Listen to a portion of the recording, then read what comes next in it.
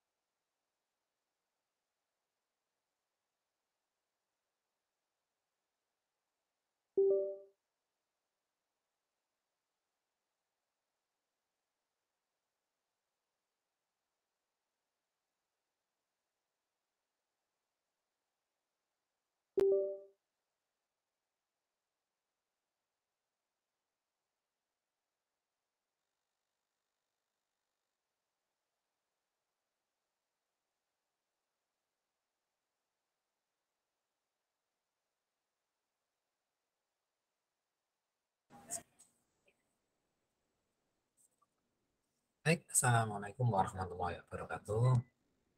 Waalaikumsalam warahmatullahi wabarakatuh. Waalaikumsalam warahmatullahi wabarakatuh. Warahmatullahi wabarakatuh. Oke. Ini adalah pertemuan kita yang terakhir ya untuk aplikasi operasi.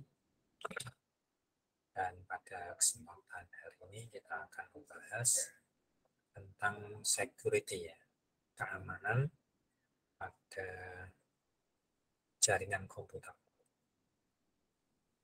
atau keamanan yang jadi tanggung jawab dari sistem operasi. Oke, saya share dulu.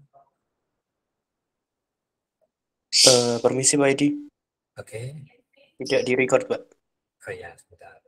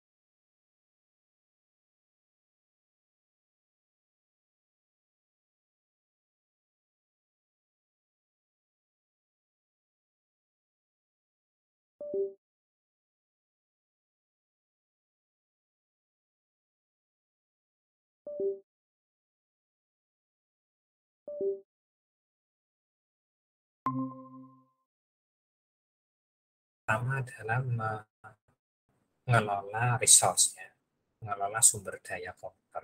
Dan di sini ada prosesor, ada memori, perangkat input, dan lain-lain. Juga dia berfungsi sebagai interface antara hardware dengan software. Tapi hardware dengan software itu dia akan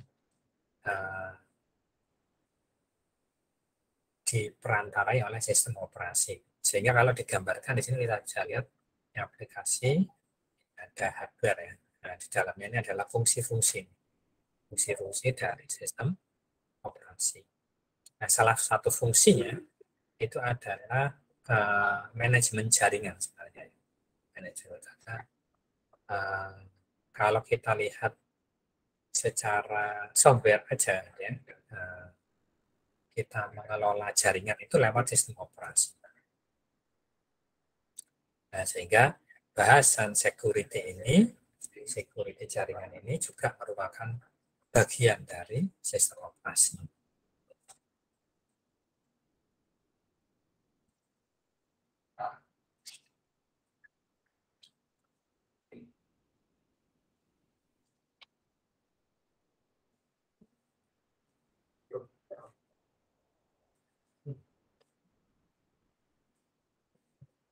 Nah, lingkungan dari keamanan dari sistem operasi ini ya, atau jaringan komputer sih seringnya gitu ya, bahwa targetnya dari security adalah data confidentiality, jadi kerahasiaan data. Jadi agar data itu rahasia. Rahasia itu artinya punya saya tidak diketahui oleh orang lain dan punya orang lain tidak diketahui oleh saya. Itu namanya confidentiality, rahasia. Jadi ini hanya bisa diketahui oleh orang yang berani, gitu ya. Terus yang kedua adalah data integrity, jadi keutuhan data. Nah, ini penting karena jangan sampai nanti ada orang yang merubah-rubah. Kalau datanya dirubah berarti sudah tidak utuh lagi, tidak memiliki integritas. Nah, yang ketiga adalah ketersediaan sistem. Ini tidak data tapi ketersediaan sistem. Karena memang kalau datanya tersedia tapi sistemnya tidak tersedia, maka kita tidak bisa mengakses, gitu ya. Nah, maka ketersediaan sistem ini jadi penting, artinya bukan hanya data, tapi semua perangkat, semua dari komponen sistem itu tersedia. Ya. Nah, ini adalah goal-nya. Nah, sedangkan masing-masing goal ini punya ancaman. Ancamannya adalah exposure data. Jadi data ini terekspos, diketahui oleh orang lain, jadi tidak rahasia. Terus ancaman dari data integrity adalah tampering with data. Jadi data ini bisa diakses orang, bisa dirubah-rubah orang, atau bisa diambil orang. Nah, kalau dari system of availability, ancamannya adalah denial of service. Jadi layanan ini terhalangi. Nah, ini adalah lingkungan security-nya.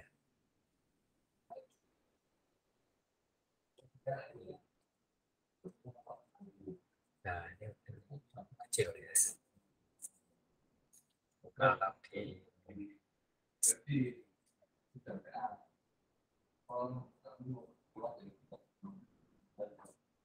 kita lihat, kalau confidentiality, integrity, dan availability ini ada semuanya, itu ya, terjaga, maka ini yang disebut dengan secure. Jadi aman itu seperti itu. Kalau tadi confidentiality-nya oke, dia kerahasiaannya oke, integritas datanya terjamin, ketersediaan sistemnya tersedia, maka inilah yang disebut dengan security. Tiba-tiba ngantuk, tadi ngantuk, tiba-tiba jadi ngantuk.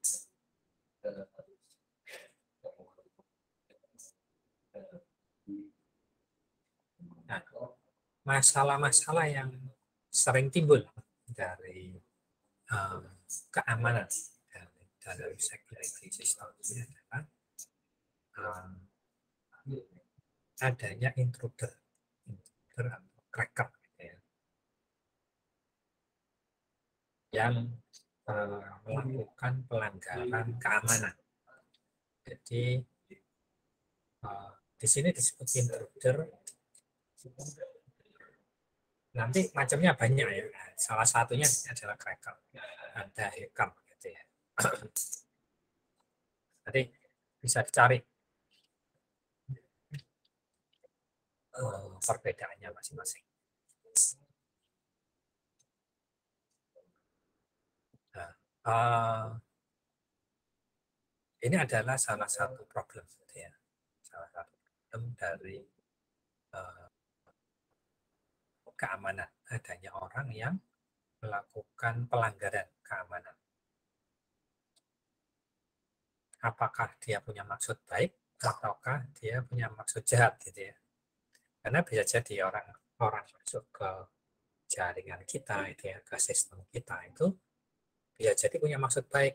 Misalnya untuk ngasih tahu ini lo bolong security-mu, gitu. Tapi itu termasuk pelanggaran keamanan, gitu ya. Bermaksud baik pun termasuk pelanggaran. Pak, permisi Pak, ini share screen-nya freeze. Oh gitu. Ini memang freeze sampai mana? Oh di situ ya, di CAI ini ya. Ya sepakai aja.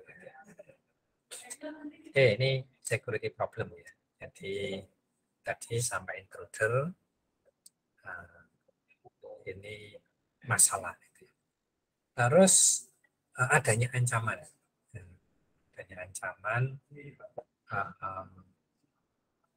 yang akan melanggar keamanan dari sistem security-nya. Jadi masalah-masalah ini. Intruder ada threat-nya, gitu ya, ancamannya tadi kan di sini ya. Dan exposure data, tampering data, denial of service.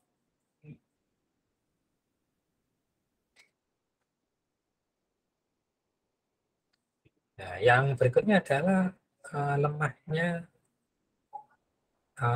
sistem, gitu ya. Kelemahan dari sistem yang bisa dieksploitasi. Misalnya karena ada software bug, gitu ya. Software atau aplikasi sudah jalan tapi masih ada biasanya ada tampilan error apa, gitu ya. Nah, itu merupakan bagian dari bug, gitu ya. Dari bug yang harus segera dikasih penanganan.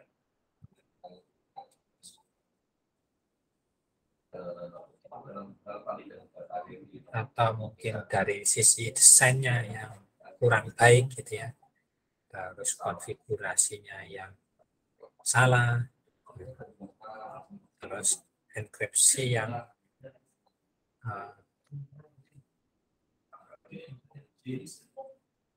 lemah, atau mungkin malah enkripsi yang tidak bisa diatasi, yang nggak bisa dibuka, error misalnya. Nah, itu adalah kelemahan-kelemahan dari sistem yang ada. Nah, kalau di sini intruder, ya mungkin lebih disebutnya cracker. Nah, di sini ada attack, ya. Attack yang bisa berupa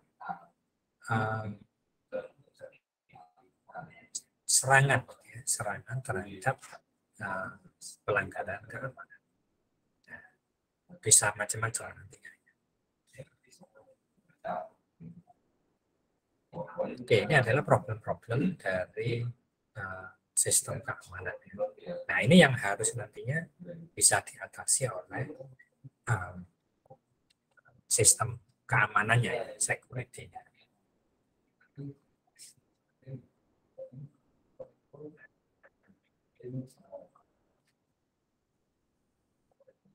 Nah, selanjutnya kita lihat, kalau tadi kita sudah melihat masalahnya, kita sekarang melihat polanya, gitu ya. Pola serangannya seperti apa. Nah, di sini paling tidak ada 4 kelompok serangan pada keamanan. Yang pertama adalah interruption, yang kedua interception, yang ketiga modification, dan yang keempat adalah fabrication. Nah, kita mungkin dari bahasanya kita bisa tahu ya, interrupt berarti dihentikan, ya. Intercept berarti diambil alih. Mungkin kalau kita sering bola ada di intercept, gitu ya, bolanya diambil alih. Jadi nanti kita juga butuh datanya diambil alih. Terus modification, data yang diambil terus dimodifikasi terus dikirimkan. Terus fabrication, jadi pabrik, gitu ya. Jadi seakan-akan kita yang ngirim padahal orang lain yang ngirim. Nah, ini digambarkan dengan sederhana, dengan gambaran seperti ini. Biar kelihatan. Nah, kalau kita lihat sini ya, normal flow-nya itu seperti ini.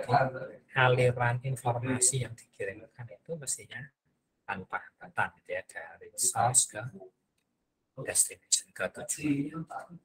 Nah, kalau tadi ada interruption, gitu ya, ada interruption.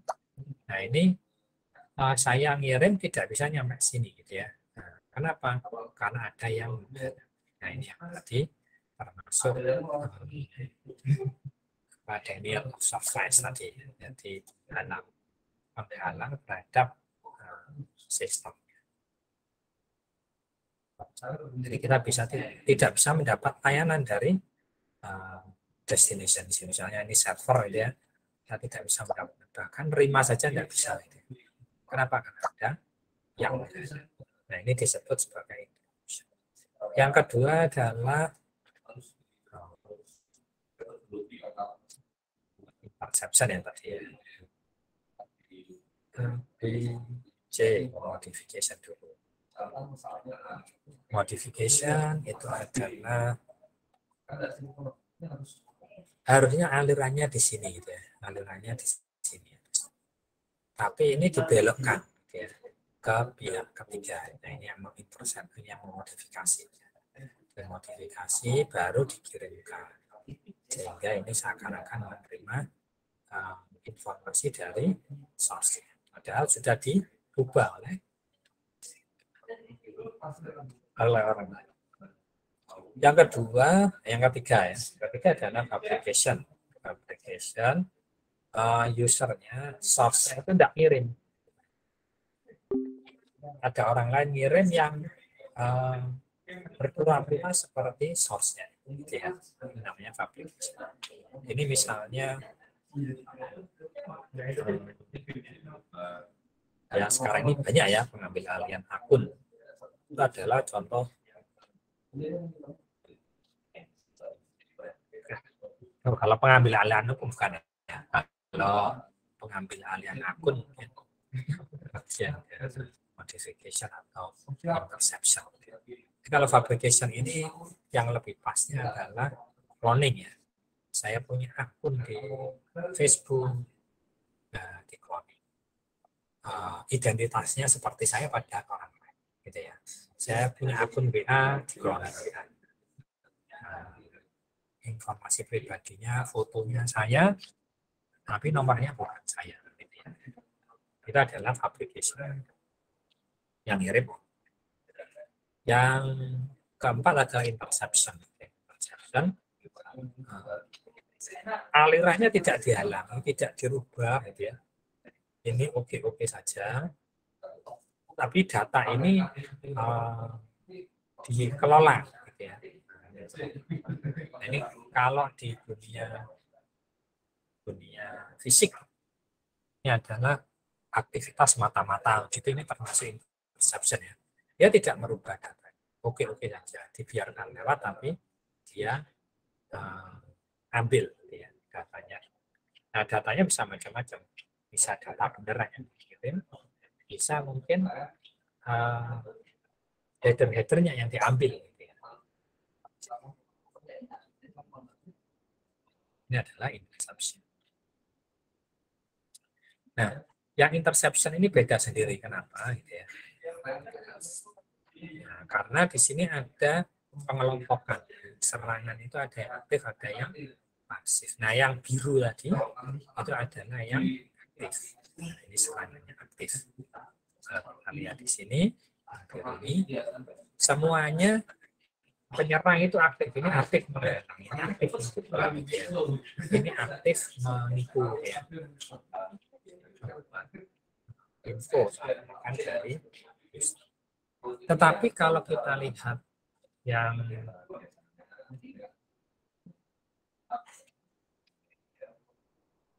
umum gitu ya, yang umum ini interception, dia senang diam-diam aja gitu ya. Ini yang disebut sebagai pasif. Jadi serangan. Apa yang dilakukan? Ya mengambil konten dari pesannya. Atau kalau tadi kalau misalnya tidak kontennya diambil ya dia melihat trafficnya gitu ya. Ini ada traffic analysis, mungkin ada hal tertentu yang akan dilakukan dengan dia melakukan traffic analysis. Tapi meskipun hanya diam saja itu ya, misalnya hanya traffic analysis saja, ini juga bagian dari serangan. Nah, ngopal terus ya.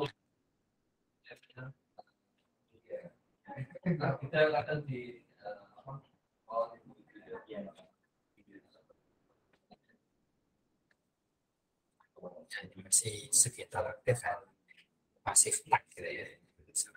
Aktif, yang jelas yang aktif itu penyerangnya itu aktif melakukan serangan, ya, melakukan serangan di aplikasi membuat message yang seakan-akan dari source-nya, gitu ya.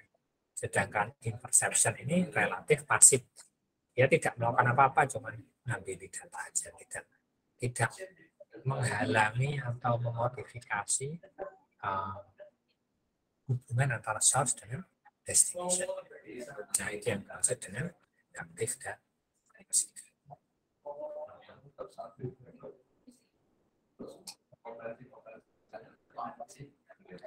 Nah, yang berikutnya jenis serangannya, gitu ya. Serangan keamanan jenisnya seperti apa? Ya, misalnya serangan terhadap confidentiality, ya. Serangan terhadap kerahasiaan. Dikatakan orang yang tidak punya otoritas itu membaca dan yang bukan misalnya itu bisa hanya baca aja pelanggaran terhadap confidentiality kerahasiaan. Pelanggaran terhadap integriti, ya, terhadap keutuhan data itu dilakukan dengan memodifikasi data. Orang yang tidak punya otoritas itu melakukan modifikasi. Yang ketiga adalah serangan terhadap ketersediaan. Kalau di sini dikatakan orang yang tidak punya otoritas melakukan perusakan terhadap data. Yang penting data erat tekan, gitu ya. Kalau sekarang yang paling sederhana adalah menghalangi tadi, ya. Menghalangi bagaimana agar data itu tidak sampai.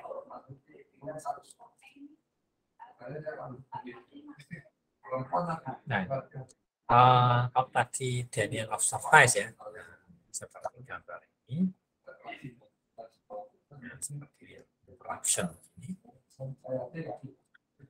Nah, itu dilakukan, ya, kalau secara fisik itu contohnya misalnya kita mau kuliah ke Udinus, gitu ya. Nah, tapi di depan gerbangnya ditutupi mobil banyak. Mobil pada parkir di depan Udinus penuh. Orang nggak bisa masuk, motor nggak bisa masuk, mobil nggak bisa masuk, gitu ya. Nah, itu namanya contoh kalau di dunia nyata itu. Nah, kalau di dalam security ini itu Denial of Service tadi dilakukan dengan membanjiri jalur data, gitu ya. Nah, dengan membanjiri jalur data sehingga jalur transmisinya itu sibuk, gitu ya. Membanjirinya dengan apa? Dengan satu pesan, pengiriman pesan, tapi dilakukan berulang-ulang, gitu ya. Sehingga pesan lain yang akan masuk tidak bisa melakukan akses terhadap destination tadi, ya, terhadap tujuan ini. Nah, ini yang serangan terhadap ketersediaan. Terus ada juga pencurian terhadap layanan, gitu ya. Yaitu orang yang tidak punya otoritas menggunakan resource. Ya, kalau kita itu misalnya pencurian akses, ya, kita nyari wifi misalnya, ini kita cari-cari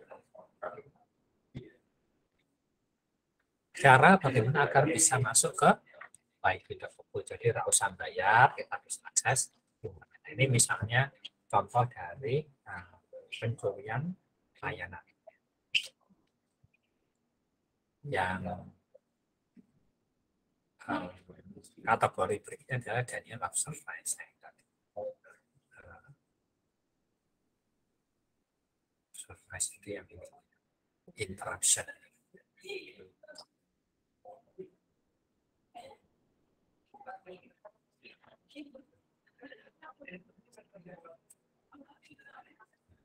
Yaitu membanjiri jaringan sehingga pihak lain tidak bisa mengakses alamat yang tertentu yang disasar. Ini adalah kategorinya.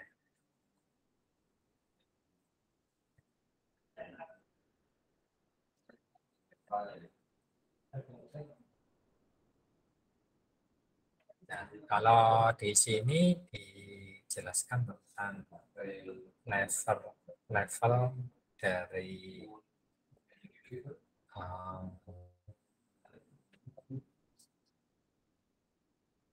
level keamanan gitu ya, keamanan dari sistem yang ada gitu ya.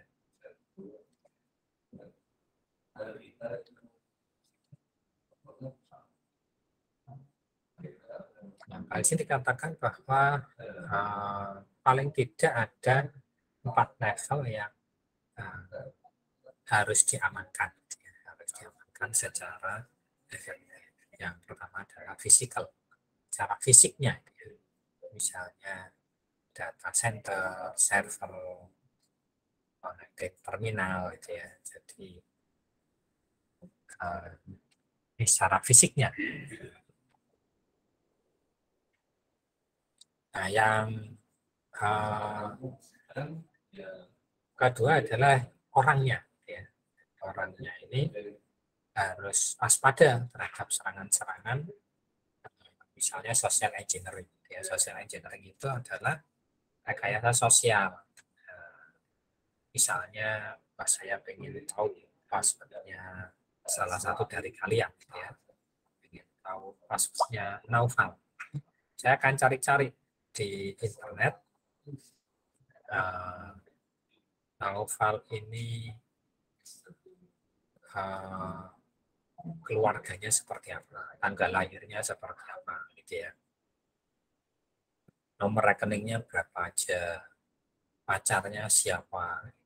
Nah, biasanya kita membuat password itu dari kata-kata yang sering ada di sekitar kita. Nah, misalnya tadi nama anaknya, nama adiknya, nama, kalau orang tua sih jarang gitu ya, tapi jarang kadang-kadang ada juga yang pakai ya, nama orang tuanya, terus tanggal lahir atau gabungan gitu ya, nama anaknya dengan tanggal lahir istrinya misalnya. Gitu. Nah, ini bagian dari upaya social engineering untuk melakukan pelanggaran security terhadap orang, biasanya untuk nyari apa namanya, akses gitu ya, user dan passwordnya. Nah, termasuk phishing gitu ya, phishing, dumpster diving, ini juga bagian dari upaya yang untuk mendapatkan akses tadi ya, secara usernya, secara humannya, itu sasaran dari pelanggaran security. Terus yang ketiga, dari sisi operating systemnya, misalnya pada mekanisme proteksinya, gitu ya, ada debuggingnya. Kadang-kadang ada mekanisme yang harusnya kita lakukan tidak kita lakukan. Gitu ya. Misalnya aja kita di sistem jaringan gitu ya, jaringan itu kan punya saluran keluar masuk gitu ya, tidak hanya port 80 misalnya, kalau port 80 itu kan untuk web biasanya ya, ada port-port lain yang kalau tidak digunakan itu harus ditutup. Ini bagian dari mekanisme protection ya. Mekanisme proteksi, jadi menutup semua port-port yang tidak digunakan. Jadi kalau mau digunakan bisa dibuka. Nah, tapi kalau sudah selesai segera ditutup. Yang keempat ini adalah secara jaringan. Ya. pelanggaran security bisa dilakukan dengan set communication gitu ya, mengambil alih komunikasi atau interruption gitu ya, atau nanti DOS menghalangi layanan gitu ya. Nah ini levelnya ada physical, ada human, operating system, dan ini yang harus diperhatikan ya. Orang yang memiliki server gitu ya. Nah, termasuk kita pengguna sebenarnya.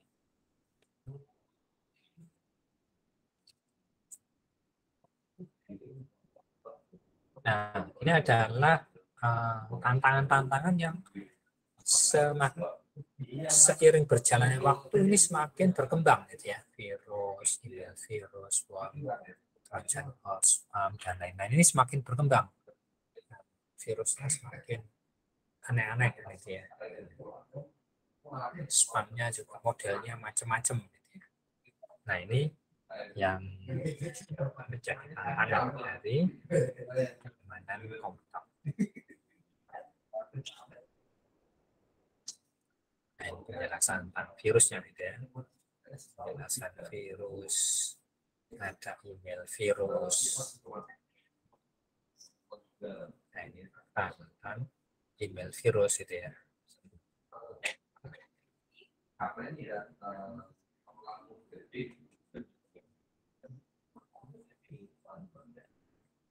Terus ada worm, ada Trojan.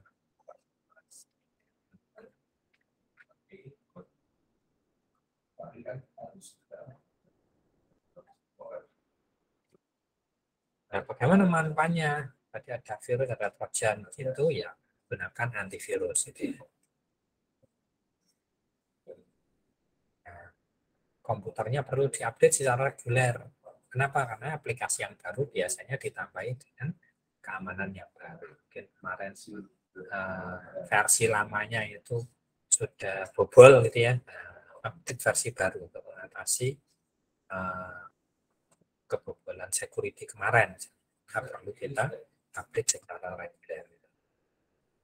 Nah, berhati-hati terhadap attachment itu ya, pelampiran dari email. Kalau ini JPG, BMP, PDF, TXT ini relatif aman. Ya. Kalau kita exe, doc, XLS, PPT, nah ini yang agak riskan. Kenapa? Karena kalau ini mau ditempeli virus, itu ketahuan gitu ya. Pasti akan berubah. Nah, ada tambahan. Tapi kalau ini ditempeli, tidak ketahuan, tidak berubah. Gitu ya. Nah, sehingga ini menjadi tidak aman. Makanya kalau misalnya kita mau ngirim dokumen, ya baiknya tidak dengan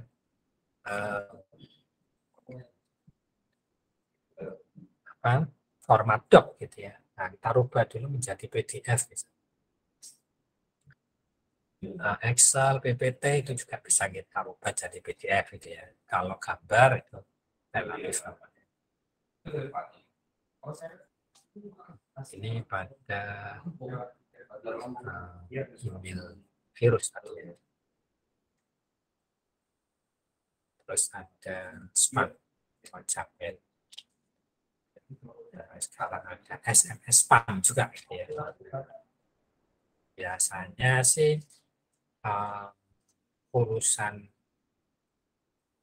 bisnis lah ya. Kita mau nawarkan barang, kita ngirim ke banyak orang nggak kenal dikirimi, itu termasuk bagian dari spam.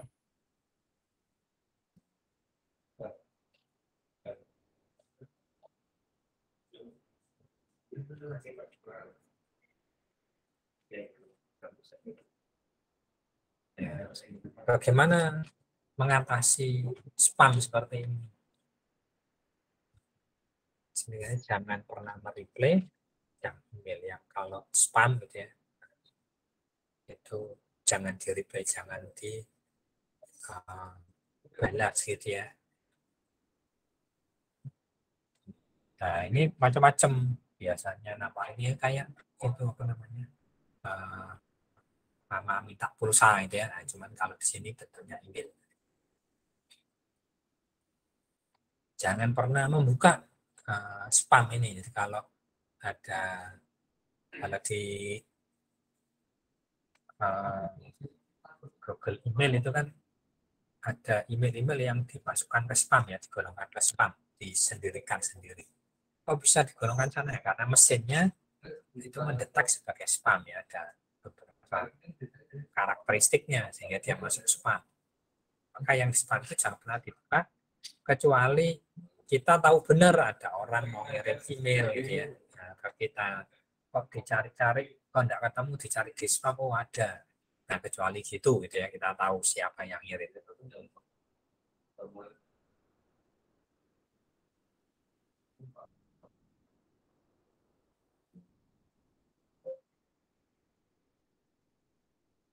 Nah, terus jangan post your actual email address in the website. Jangan ditulis handoko, DSN,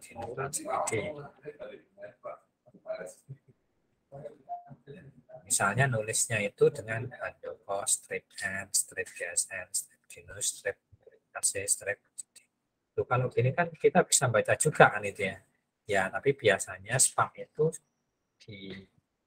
dikelola oleh mesin gitu ya. Nah, sehingga kalau bacanya begini kan beda gitu ya. Tapi kalau kita ngasihnya add gitu ya, DSN dinus ID, itu maka ini langsung terbaca oleh mesin. Kalau seperti ini kan tidak terbaca sebagai alat email ya, atau seperti ini misalkan. Kita kasih no spam ls dinus ACID. Ini sebenarnya ada gitu ya, tapi di sini ditambahi seperti ini. Nah, atau gunakan gambar di potongan gambar itu ya, potongan gambar untuk mengirim email address. Nah, jadi tidak berupa tulisan yang sebenarnya, tapi berupa gambar yang isinya adalah tulisan dari alamat. Ini cara mengatasinya ya, biar kita tidak dapat spam. Tapi seringkali kita masih dapat juga itu.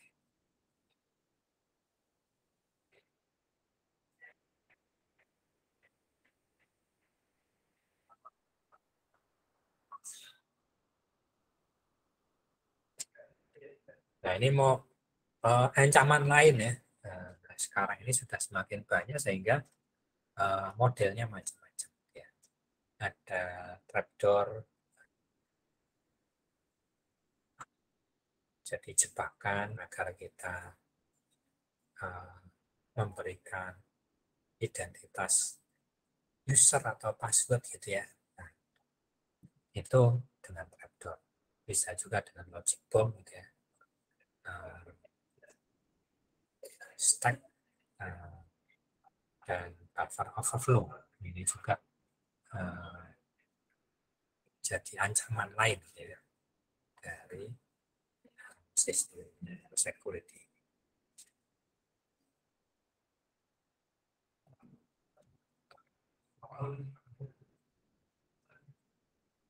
Oke, sampai sini ada pertanyaan? Silakan kalau ada pertanyaan.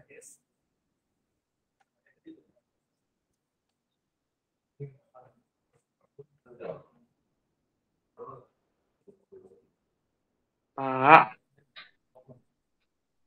Oke, silakan ada.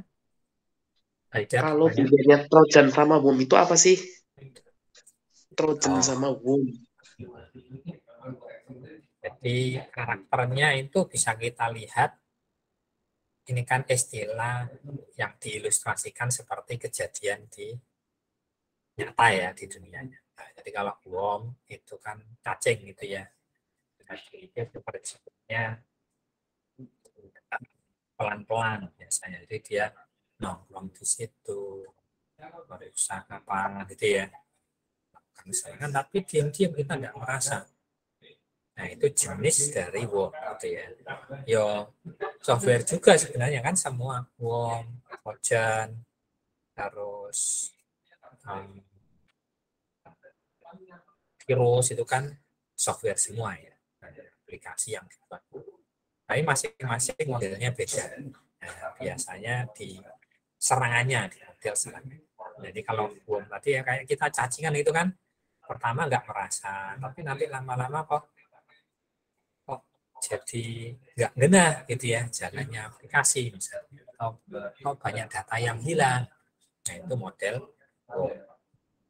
Kalau Trojan sering dibuat Trojan horse gitu ya. Nah, ini kalau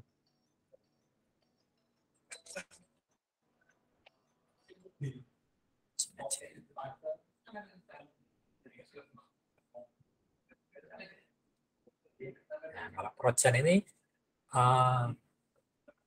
masuk dengan cara menipu gitu ya, dengan cara menipu seakan-akan ini sesuatu yang benar, tapi begitu bisa masuk dia akan merusak dengan sangat cepat gitu ya. Nah, ini kalau ceritanya Trojan horse ini kan di zaman Yunani ya. Jadi ada benteng di Yunani ini yang sangat kuat, untuk diserang dari luar itu sangat sulit. Terus satu ketika ada pesta gitu ya di dalam benteng situ. Nah, orang musuhnya itu membuat kuda-kudaan yang besar gitu ya. Yang besar dan banyak, seakan-akan kuda-kudaan itu mau ikut merayakan pesta. Padahal di dalamnya itu diisi tentara ya, di dalam kuda-kudaan ini. Nah, sehingga setelah kuda-kudaan ini masuk ke dalam benteng, dia melakukan serangan dari dalam. Model begitu itu ditiru gitu ya di dalam membuat serangan terhadap security. Jadi seakan-akan file genah gitu ya tadi ya, seakan-akan file benar,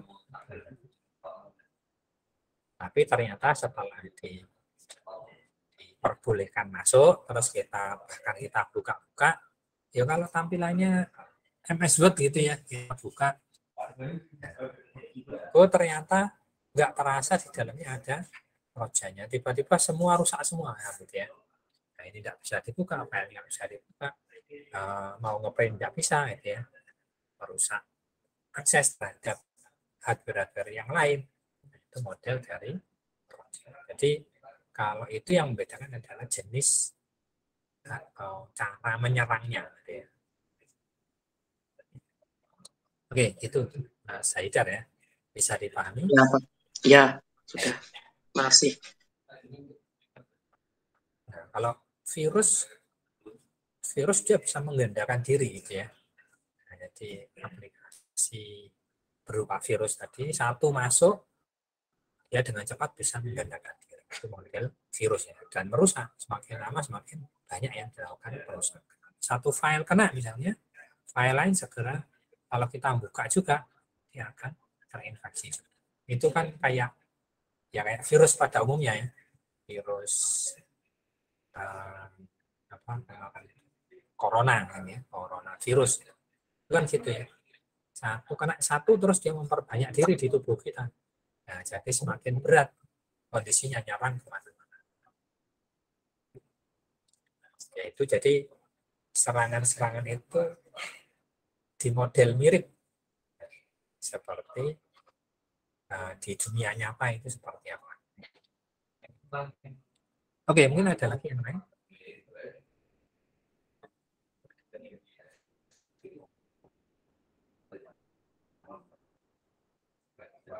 Oke, kalau tidak ada, tadi kan ancamannya ya, serangannya, pelanggarannya terhadap apa. Nah, sekarang kita akan lihat bagaimana defense-nya, gitu ya, bagaimana kita menghadapi serangan-serangan tadi, gitu ya.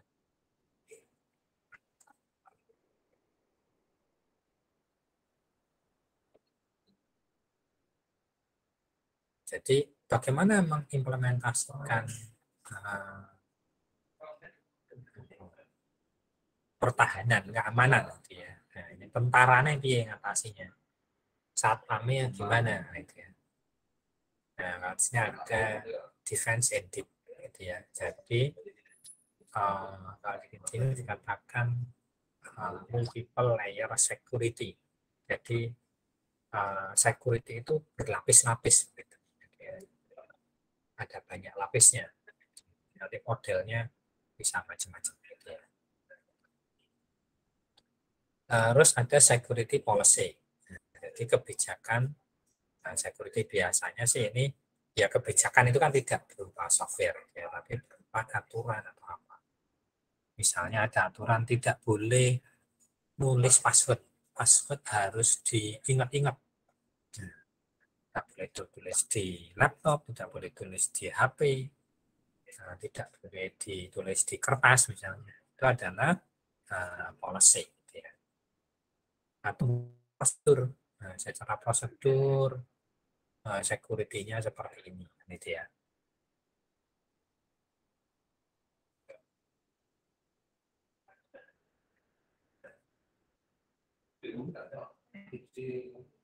Nah, terus nanti bisa juga membandingkan, gitu ya, mengcompare.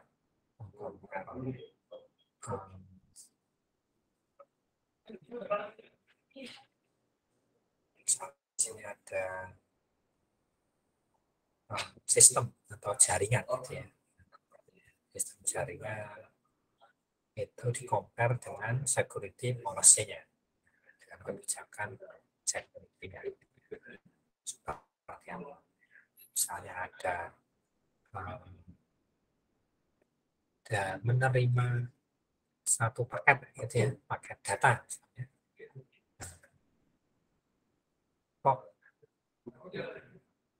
tidak sesuai dengan kebijakan ya, ini tidak boleh kita terima paket seperti ini, itu maka harus ditolak, gitu ya. Ditolak ya dengan cara tidak di perangkat tidak boleh melanjutkan ke dalam jaringan. Bisa juga dengan intrusion detection, ya. Ini pendeteksi penyusupan, sama macam-macam.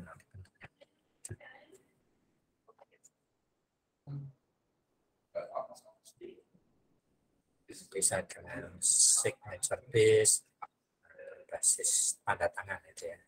Ya, ada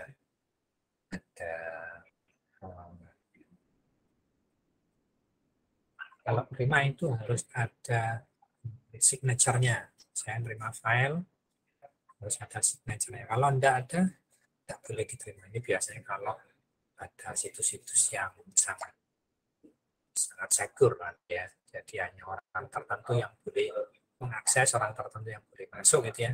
Biasanya pakai signature based. Atau pakai anomaly detection untuk mendeteksi, gitu ya, intrusion detection. Yaitu ya misalnya sesuatu yang di luar kebiasaan. Misalnya aja nih, kok ada teller misalnya di bank, ya. Teller kok transaksi jam 12 malam. Teller itu kan bukanya jam 8 sampai jam 4 sore kan, itu ya. Untuk apa? Untuk transaksi nabung, untuk transaksi ambil misalnya, itu kan harus di jam kerja, jam 8 sampai jam 4. Dan ini kok ada minda rekening jam 12 malam. Maka ini adalah sesuatu yang anomali. Itu harus terdeteksi, harus ada prosedur tertentu misalnya. Apa benar? Nah, ini dilakukan untuk transaksi ini benar dilakukan atau enggak. Ini misalnya seperti itu.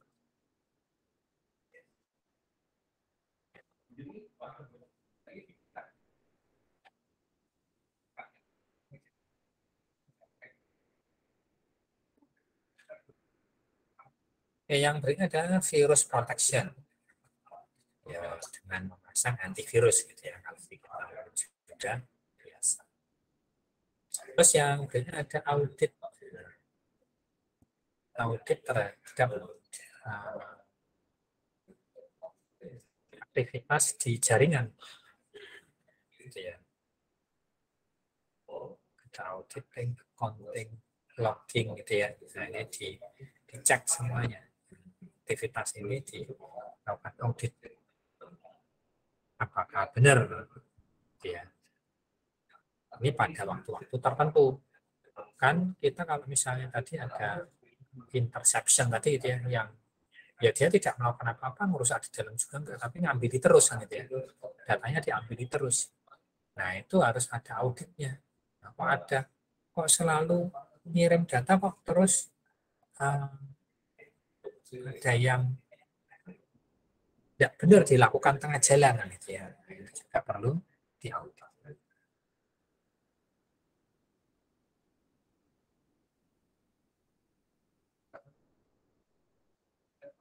Nah, salah satu yang pengaman yang dilakukan itu adalah dengan firewall.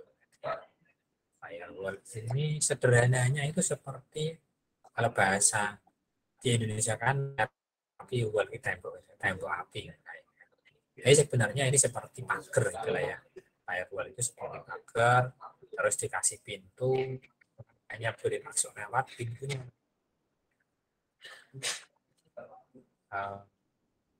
Di pintunya ada satpamnya, gitu ya, yang ngecek. Jadi dicek data yang masuk itu apa, diperiksa, gitu ya. Itu ada pos ceknya. Di situ ada software mesin yang kan mendetek di dalamnya apa, paket data ini isinya apa, diizinkan atau tidak, itu ya. Nah, itu nanti diseleksi oleh firewall. Meskipun bisa jadi mungkin tadi serangan-serangan tadi lewat ya, dari firewall ini lewat, bisa jadi. Tapi paling tidak dengan dikasih firewall ini sebagian besar ancaman itu sudah bisa dihilangkan.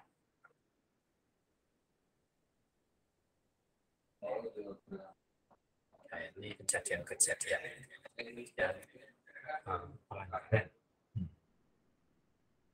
terhadap keamanan. Ya, macam-macam yang bisa dilihat ya. Ya, kalau kita mungkin apa namanya, baca di media ya jarang ketemu. Tapi ini adalah kejadian yang besar yang terjadi ya. Nah, mungkin kalau ransomware ini cukup ramai dulu ya di 2017 sampai ke Indonesia ya. Kejadian terkait dengan Oke, saya pikir ini bahasan tentang keamanan jaringan ya, yang meliputi jenis-jenis ancamannya, bagaimana mengatasinya, dan contoh-contoh serangan besar ya yang terjadi akhir-akhir ini. Oke, silakan. Ada yang bertanya mungkin?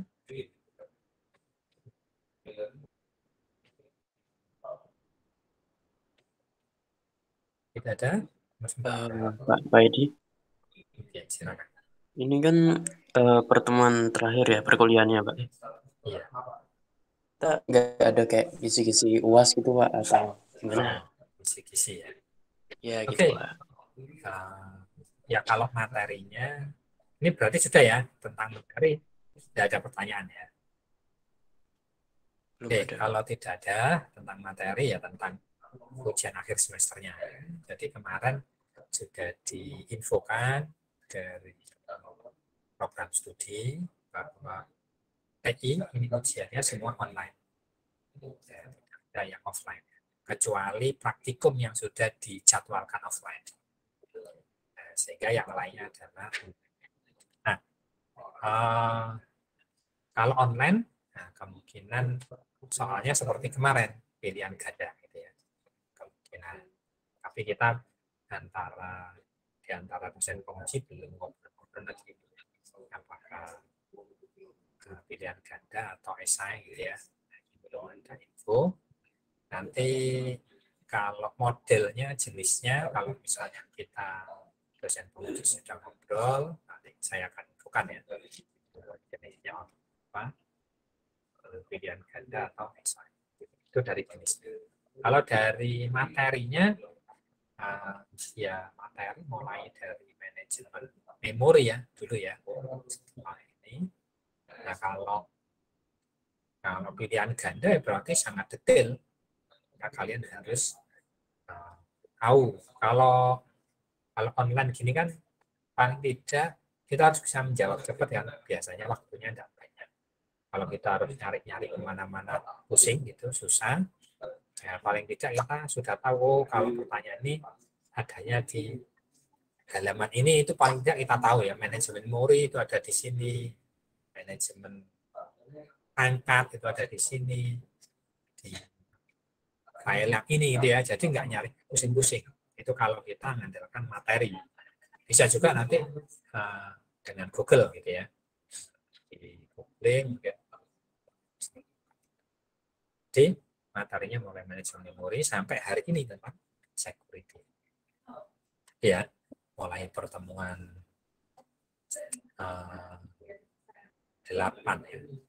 8. Jadi setelah UTS sampai pertemuan 14 itu kira-kira ya. Kalau visi-visi detailnya ya belum tahu, kita belum ngobrol-ngobrol ya. Apakah masing-masing dosen soal sendiri atau beda-beda atau sama soalnya itu ya, masih belum didiskusikan. Karena masih ada minggu depan, minggu tenang gitu ya. Minggu tenang ya. Kalau ada kurang-kurang pertemuan itu bisa ditahukan pertemuan sehingga kita belum ngobrol soal ujiannya. Gitu ya Mas ya. Oke, Pak. Makasih Pak. Oke. Yang lainnya sudah? Oke, kalau tidak ada yang ditanyakan lagi, yang kita cukupkan sekian ya kita hari ini. Dan tidak ada kuliah tambahan lagi karena 14 kali pertemuan di luar ujian ya. Sehingga pertemuannya dicukupkan sampai hari ini. Ya, saya mendoakan kalian semoga bisa dapat nilai yang terbaik ya. Sehingga nanti nilai akhirnya juga akan bagus. Kalau yang kemarin mungkin kurang baik, berarti hasilnya harus bagus gitu ya. Karena kemarin nilai murni UTS, hari ini kalau UAS nanti jadi nilai akhir kan ada UAS dan nilai tugas gitu ya. Oke, itu saya pikir seperti ujian bisa dikerjakan dengan sebaik-baiknya. Assalamualaikum warahmatullahi wabarakatuh. Waalaikumsalam warahmatullahi wabarakatuh. Oke, untuk absennya silakan di screenshot aja ya. Screenshot tidak ada tugas akhir dan nanti bisa diupload ke Kulino.